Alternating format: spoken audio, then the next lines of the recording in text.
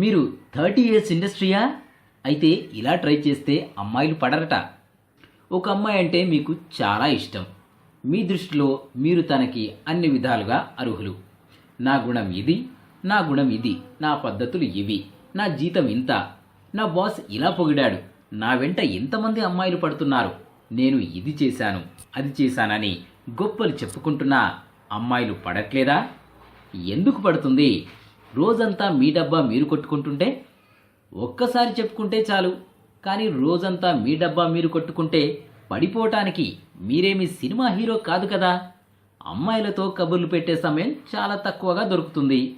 దొరికిన సమయంలో ఎంత కుదిరితే అంత నవ్వించాలి. తనకు టైం పాస్ అయ్యేలా మాట్లాడాలి. తన మనసుకి హత్తుకునేలా మాటలను అలవోకగా వదలాలి. అది వదిలేసి మీ డబ్బా మీరే కొట్టుకుంటే ఒకరోజు వింటారు, రెండో రోజు వింటారు, ఆ తర్వాత విసుక్కుంటారు. బయటకు చెప్పకపోయినా వీడు మాట్లాడడం ఎప్పుడు మానేస్తాడ్రా బాబు అని అనుకుంటూ ఉంటారు. అందుకే మిమ్మల్ని మీరు పొగుడుకోవటం మానేసి అమ్మాయిని పొగడటం నేర్చుకోవాలట. కాస్త నవ్వుతుంది. మీ అమాయకత్వాన్ని సరదాగా చూపించండి. తనకి క్యూట్గా అనిపిస్తుంది. అన్నింటి మధ్యలో కాస్తంత మీ డబ్బా కొట్టుకోవడం కోసం మధ్య మధ్యలో 2 మాటలు వదలండి, నష్టమేం లేదు.